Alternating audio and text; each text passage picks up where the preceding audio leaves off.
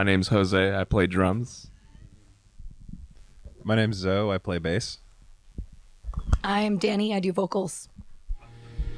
I'm Jeff. I play guitar.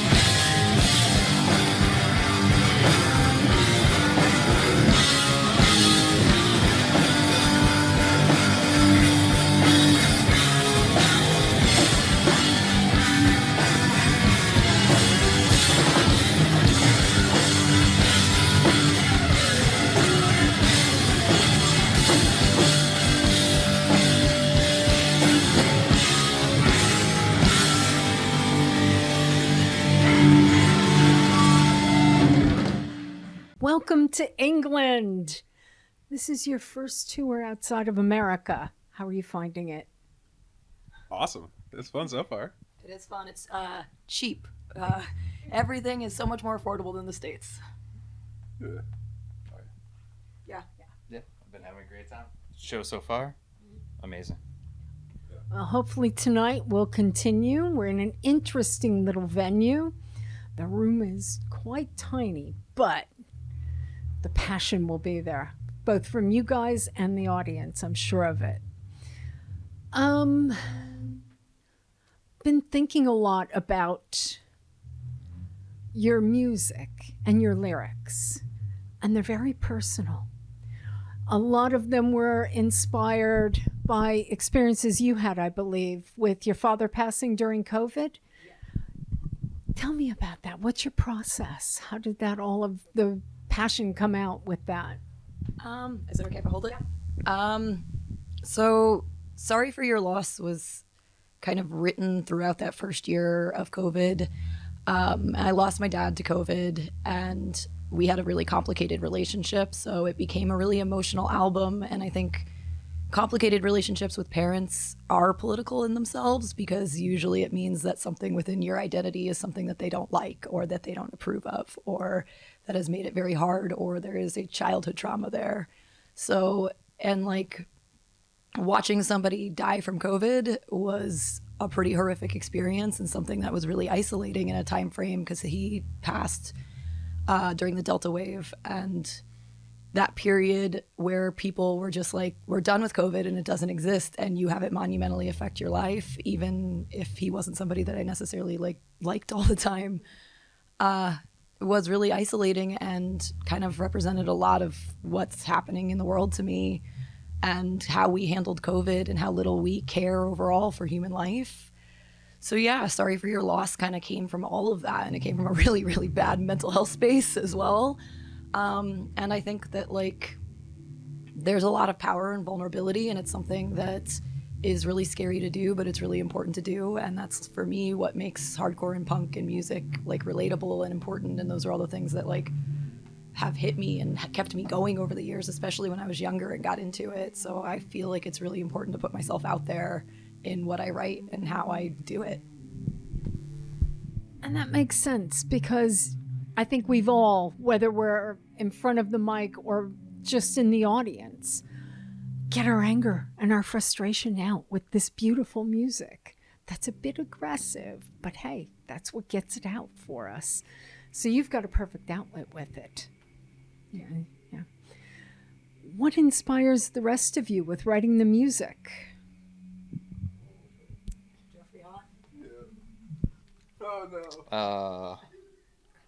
Early 2000s hardcore? A lot of early 2000s hardcore.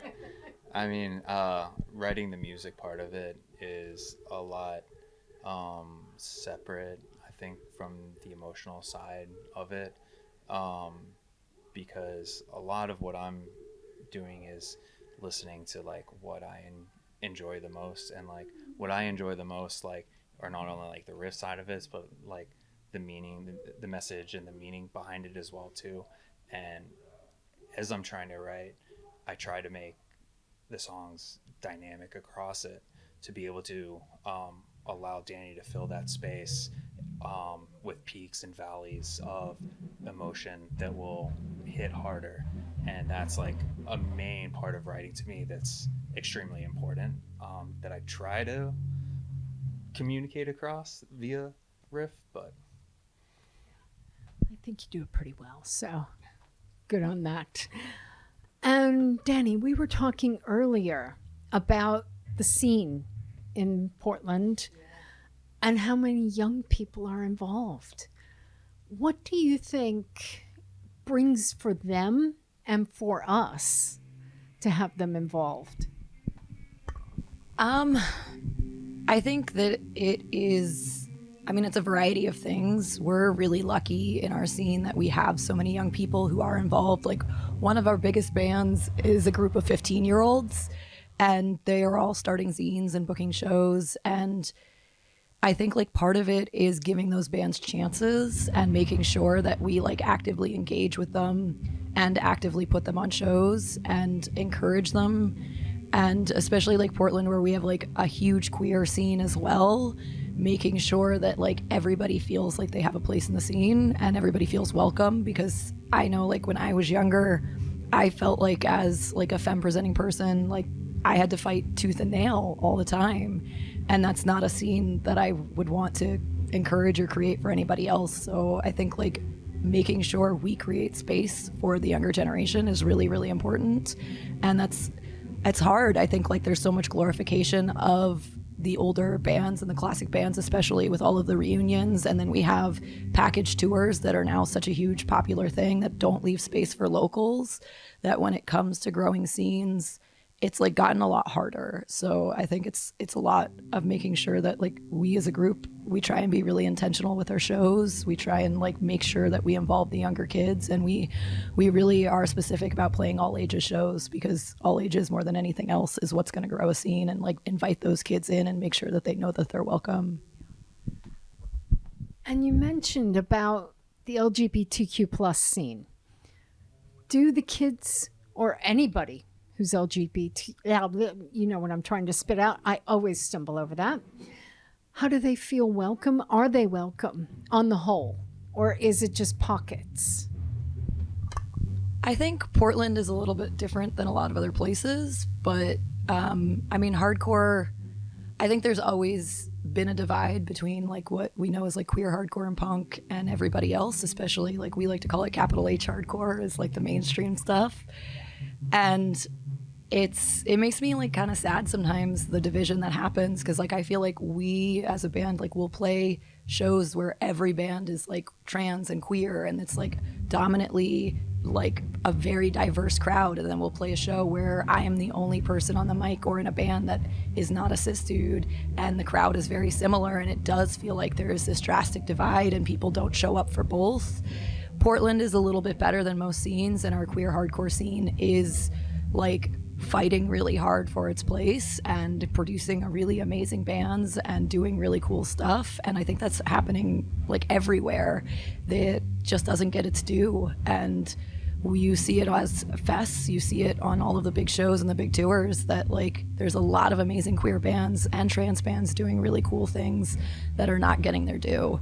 And like that, again, intentionality to draw those people in and make sure those bands are included is really, really important. I agree. And the Manchester Punk Festival, which we were also talking about earlier, is one of those. And there are some years there where you almost start to think, I think at least half of the performers fall in that category.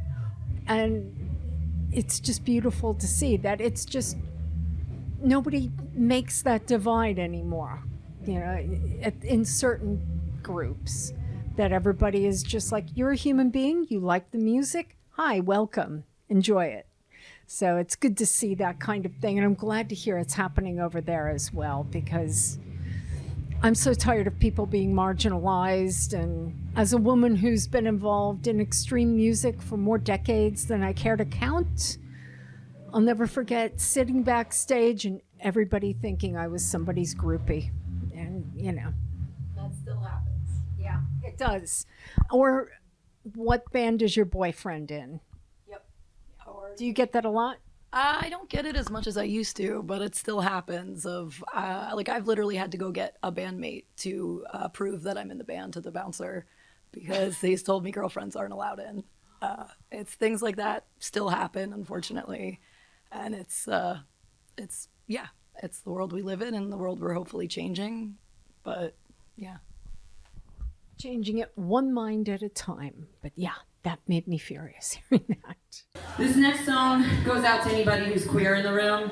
Trans rights are fucking human rights. Gender affirming care is fucking healthcare, and queer joy is fucking everything.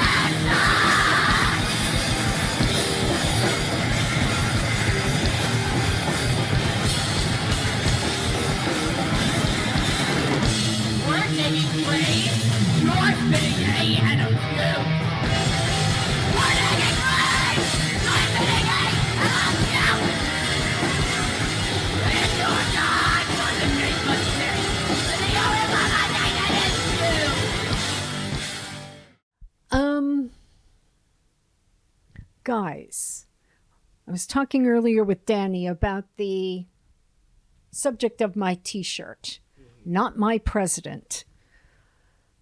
What do you think the next 4 years is going to bring for America?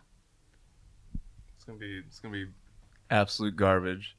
It's just gonna get way worse. And personally, not thrilled to see him again. So I thought he was like sort of defeated the first time around, but I keep seeing on the news here and hearing that droning voice. Oh, it's China.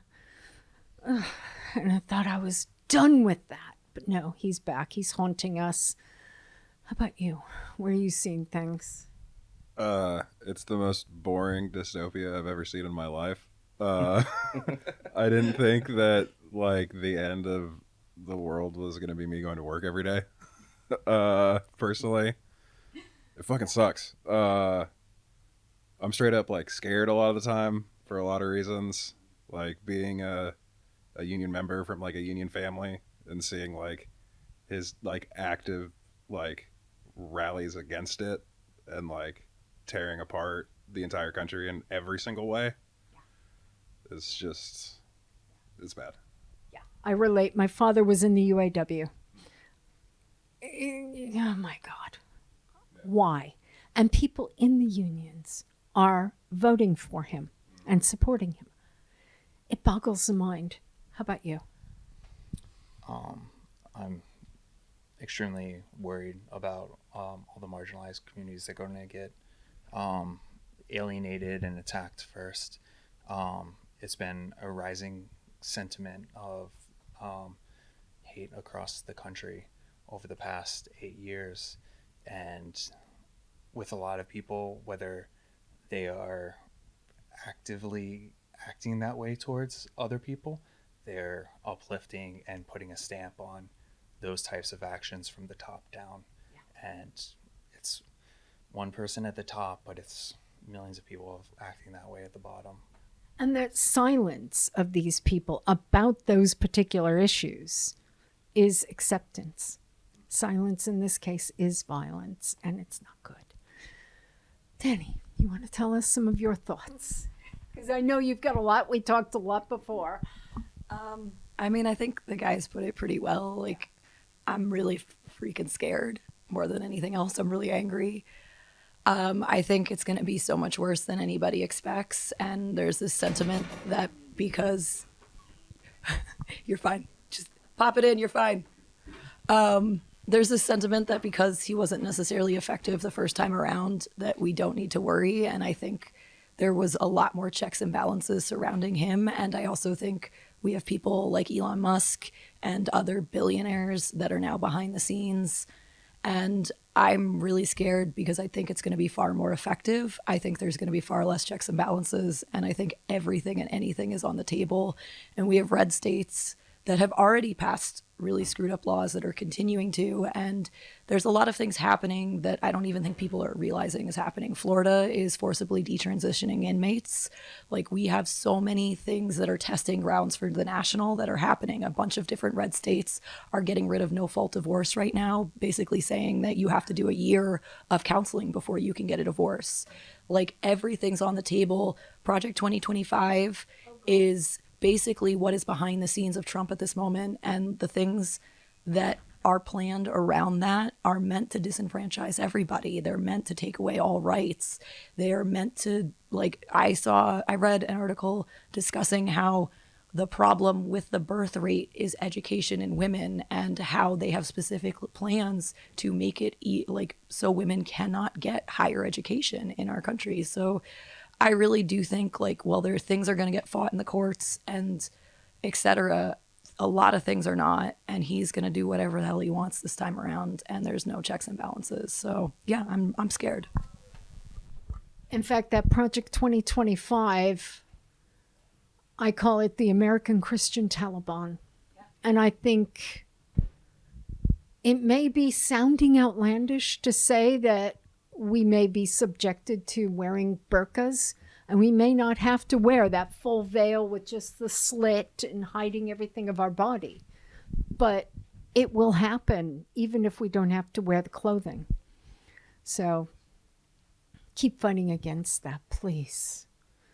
Just keep spreading the word and trying to change the hearts and minds of people one song at a time, because I don't know what else we can do. It's a scary point in life. And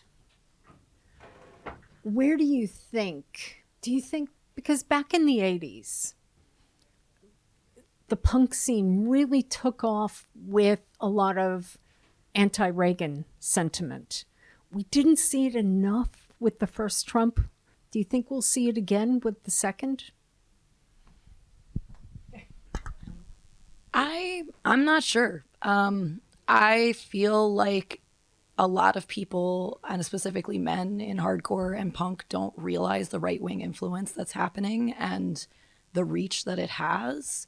And we see it especially in the hardcore scene, where, like, I think that there is a large right-wing influence in the hardcore scene, and men don't don't see it. And I feel like as a political band, we end up standing out a lot because there aren't that many, at least within capital H hardcore. I think like queer hardcore is raging and they are at the forefront of everything. But I don't know. I mean, we'll see. I think a lot of people in the United States specifically are fatigued and they've been beaten down. And like, we protested and we did a lot of things. And I think a lot of people are broke and have to work a lot and don't have a lot of options. And that breaks people down and leaves them ripe for a lot of things. And I don't know. And I also like, I personally hate the whole mentality of like, well, at least it'll get some good punk out of it because it's people's lives. So like that saying just like pisses me off when people say it because it's like, doesn't matter. I hope people say more. I hope that bands stand up and say something. And that if you have a microphone, you're trying, but I don't know. And that's exactly what I was thinking. You've got a platform and people use that platform against Reagan. They don't seem to have used it against Trump. And that scares me. That really scares me. But on to more pleasant things. So you're heading off to Germany, Switzerland, and France. That's it. Netherlands, Oh, okay. Belgium, and Austria. Yeah, we are We're 3 days into 22 days. 22 days right now. Yeah. Oh, God. You are going to be zombies Yep. in 20 more days. Yes. Yeah. We have 1 day off on the tour. Wow. And yeah, it'll be a tour. Where's your day off? In France, I rented an Airbnb with everybody gets a bedroom where we can shut doors and not talk to each other. That's what I was going to say. That'll be your day to just decompress, not get out and see things. But hopefully you'll be able to get out and see some of the stuff around the venues where you are. Did you have a chance to explore much yet in the UK while you've been here? Yeah, we got to see a bunch of stuff in London. We went to Seven Sisters, the national park thing, and what else? Yeah, we took the train, did everything we could in London for as much time as we could, walked a ton, and then yesterday we were in Brighton, which admittedly I'd never known anything about, and it was very cool. It was like... Did you see the burnt out pier? Oh, yeah, we saw that. Wait, is that what that was? Yeah. Because we walked. Him and I. We walked all the way down to the end of the current pier and like looked around the city and stuff. And like, I don't know. It's fun to be in a city where like every building is older than the whole country that I'm from. Yeah. It's pretty incredible. I relate to that. Yeah. When my first few years living in Europe, and I'm like, that's a newer building, and that thing is older than the country I was born in. Yeah. What? How's that happen? So I get it. Where are you looking forward to playing the most? Anybody? City wise. City, country, venue? There's a venue, and I don't remember which one it is. I'm pretty sure it's Belgium that looks like Santa's workshop. And I'm really excited about that one. Oh my goodness. I need to know about that venue.